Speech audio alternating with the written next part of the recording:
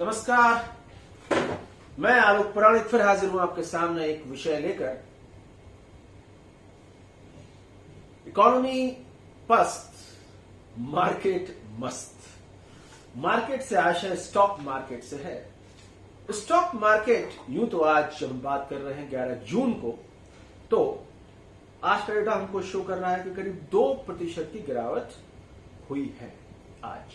लेकिन एक महीने में भारतीय स्टॉक मार्केट का महत्वपूर्ण सूचकांक यानी कि मुंबई स्टॉक एक्सचेंज का सूचकांक, जिसे हम सेंसेक्स सेंसिटिव इंडेक्स संवेदी सूचकांक के नाम से जानते हैं, एक महीने में यानी कि 11 जून से एक महीने पहले का डेटा हम देखें, एक महीने में 8.5% अप ज्यादा है। 8.5% अप मार्केट तब है जब पिछला एक महीना कोरोना वायरस के सघन से संकट को रोज रेखांकित करने वाली खबरों का महीना रहा है। लगातार इस आशय की खबरें आती रही हैं कि जहां मुंबई स्टॉक एक्सचेंज है महाराष्ट्र, वहां की हालत लगातार बिगड़ रहे हैं। क्या है ऐसा, हम समझने की कोशिश करें कि क्या है ऐसा कि मार्केट की मस्ती कमोबेश वही बनी हुई है। इकोनॉमी की पस्ती के आंकड़े और आसार हमको दिखाई पड़ रहे हैं, हम बराबर जिक्र करते रहे। तो क्या स्टॉक मार्केट के मूवमेंट और इकोनॉमी के मूवमेंट, इसमें कोई रिश्ता नहीं होता? क्या दोनों एक अलग अलग इकाई है? क्या ऐसा हम माने, ऐसा हम समझे? ना, ऐसा तो हमें नहीं पढ़ाया गया। अर्थशास्त्र का हर विद्यार्थी जानता, समझता और पढ़ता है टेक्स्ट बुक्स में कि अर्थव्यवस्था के बैरोमीटर के तौर पर शेयर मार्केट के सूचकांकों को रेखांकित किया जाता है। और ठीक यही वजह है कि जब स्टॉक मार्केट के सूचकांक ऊपर जाते हैं, तब इस बात को तमाम सरकारें अपनी कामयाबी के तौर पर रेखांकित करती हैं, चिन्हित करती हैं, प्रचारित करती हैं, बताती हैं कि हमारे कामकाज से स्टॉक मार्केट का हुलिया बदल रहा है, निवेशकों की उम्मीद बढ़ रही है, वो निवेश कर रहे हैं और स्टॉक मार्केट लगातार ऊपर जा रहा है। तो क्या हम ये मान के चले स्टॉक मार्केट और अर्थव्यवस्था में कोई लेन देन नहीं है? ना, ऐसा भी नहीं है। आखिर तो स्टॉक मार्केट होता क्या है? स्टॉक मार्केट का मतलब market of stock, market of share. Share stock का मतलब लगभग एक ही बात है कि कंपनियों में जो हिस्सेदारी है, कंपनियों में जो एक शेयर है, उसको मैं मार्केट में बेचने जाऊं और जहां बेचूं वो शेयर मार्केट। अगर मेरे पास रिलायंस इंडस्ट्री का एक शेयर है, तो मैं रिलायंस इंडस्ट्री का एक शेयर का शेयर होल्डर हूं। मैं बेचने जाऊंगा तो मैं कहां जाऊंगा?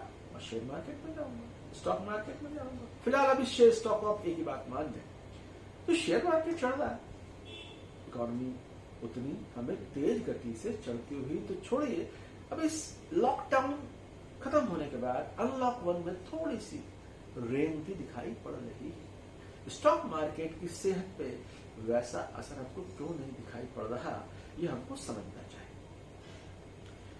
शेयर मार्केट अंततः क्या है?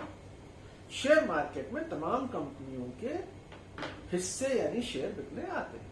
रिलायंस इंडस्ट्री भी है, स्टेट बैंक ऑफ इंडिया भी, एचडीएफसी बैंक भी है, एचडीएफसी हाउसिंग कंपनी, बहुत सारी कंपनियां, जिसमें 30 कंपनी छांट कर मुंबई स्टॉक बाजार के सेंसिटिव इंडेक्स का हिस्सा बनाई जाती है, जिसको हम बीएसई सेंसिटिव इंडेक्स बोलते हैं।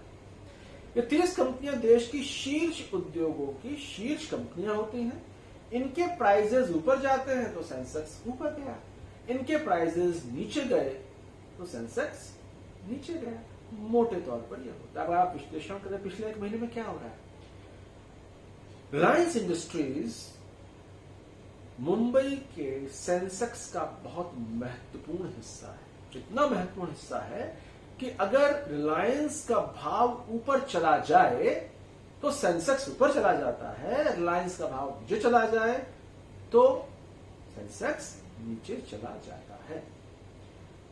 आप बहुत गौर से देखिए, बहुत गौर से देखिए, एक महीने में जब आप और हम और तमाम आम आदमी इस बात से चिंतित परेशान थे, हाय कोरोना क्या कर देगा, कोरोना की ये बवाल, कोरोना के ये सवाल, मुकेश अंबानी रिलायंस इंडस्ट्रीज के करता धरता वो डील पे डील किए जा रहे हैं, डील पे डील।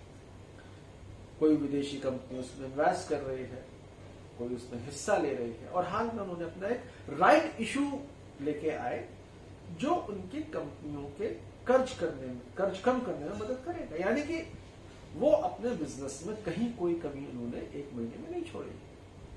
रिलायंस इंडस्ट्रीज ने जितने पैसे मांगे थे उससे ज्यादा निवेशकों ने उनको दिए।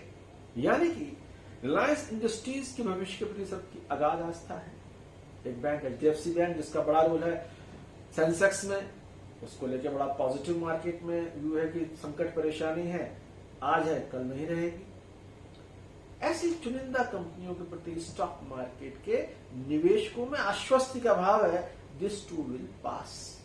अभी पास होगा या नहीं होगा, कैसे होगा, कम होगा, ज्यादा होगा, वो आगे की बात है। स्टॉक मार्केट किसी भी मार्केट की तरह दो तत्वों पे चलते हैं, आशाएं और आशंकाएं। आशाएं और आशंकाएं। आशाएं ये कि भाई ठीक है, आज कुछ समस्या परेशानी है, लोग लोन लेने में हिचक रहे हैं, क्रेडिट कार्ड पे खर्च करने में हिचक रहे हैं, कल को वो खर्च करेंगे तो HDFC बैंक्स के पास ही जाएंगे जो already well professional established bank है। तो इन कंपनियों से, इन कारोबारों से गहन संकट के वक्त भी निवेशकों को उम्मीदें हैं, और इसीलिए इन कंपनियों के भाव ऊपर जा रहे हैं, और इसीलिए इन पर आधारित मुंबई स्टॉक एक्सचेंज के सेंसिटिव इंडेक्स के भाव लगातार ऊपर जा रहे हैं, या उतने नीचे नहीं होते किसी दिन जितने की हालात रेखांकित करते हैं कि हाय तो बहुत टेंशन का वक्त है। एक महीना 8.5% की उतार चढ़ाव से दूर सिर्फ चढ़ाव शो हो रहा है। इसका मतलब स्टॉक मार्केट पे कोरोना का उतना खौफ, उतना भय अभी व्याप्त नहीं है। इसका मतलब ये कतई नहीं है कि स्टॉक मार्केट जैसा सोच रहा है वाकई में स्थितियां वैसे ही होंगी। बाजार का मतलब भविष्य के भाव, भविष्य का मतलब अनिश्चितता, भविष्य को लेकर कोई कुछ भी भविष्यवाणी नहीं कर सकता। लेकिन अतीत देखें, इतिहास देखें, 1929 की ऐतिहासिक मंदी देखें, भारत में 2008 में स्टॉक मार्केट की ऐतिहासिक मंदी देखें। मंदी के दौर में होते हैं तब टेंशन रहता है, क्या होगा क्या होगा क्या होगा। उसमें बहुत समझदार किस्म के इन्वेस्टर्स होते हैं और बहुत मजबूत कंपनियों के शेयर्स खरीद के रख लेते हैं, और यही वो लोग होते हैं जो इस मंदी, इस संकट से भी लाभान्वित होते हैं, क्योंकि मंदी के दौर में सबसे कम भावों पे उन्होंने खरीदा था। आप याद करें, बहुत लंबी बात नहीं, 2016 की नोटबंदी, मैं आपको एक थोड़ा सा होमवर्क देता हूं। 2016 में जब नोटबंदी की घोषणा हुई तो उसके अगले दिन स्टॉक मार्केट कितना डूब गए थे, और तब लगता था कि हाय अब इस वक्त से कभी निकलेंगे, कैसे निकलेंगे, क्या होगा। आज शायद हमारी स्मृतियों में नोटबंदी का विलोप हो गया है। इसका मतलब ये होगा, आशाएं और आशंकाओं के कारोबार में कई बार अतिरेक हो जाता है, कई बार अतिरेक हो जाता है। हम जितना पॉजिटिव मान के चल रहे हैं उतना पॉजिटिव ना हो, हम जितना नेगेटिव मान के चल रहे हैं उतना नेगेटिव ना हो। ये आपको रिस्क लेनी पड़ती है, और इसी वजह से स्टॉक मार्केट के इन्वेस्टमेंट को रिस्की इन्वेस्टमेंट कहा जाता है। तो स्टॉक बाजार मूलतः आशाओं और आशंकाओं का कारोबार है, और उसमें अतिरेक देखने को मिल सकता है। इसका आशय फिलहाल यह है कि भारतीय मजबूत कंपनियों से निवेशकों ने उम्मीद नहीं छोड़ी है। ये बुरा वक्त भी निकलेगा, अच्छा वक्त भी आएगा, लेकिन इसका ये आशय बिल्कुल नहीं है कि बिना बाजार में समझे हुए आप यहां इन्वेस्ट करें, क्योंकि ये अंततः जोखिम का काम है, अंततः जोखिम का काम है। हमें सिर्फ समझना यह है कि क्या स्टॉक बाजार और अर्थव्यवस्था में कोई लिंकेज है? इसका जवाब है जी, बिल्कुल लिंकेज है। लेकिन कई बार स्टॉक बाजार आशाओं और आशंकाओं के अतिरेक में संभवतः चीजों का आकलन वैसे नहीं करता जैसे एक अर्थशास्त्री, जैसे एक राजनेता या जैसे कोई और एक व्यक्ति कर सकता है।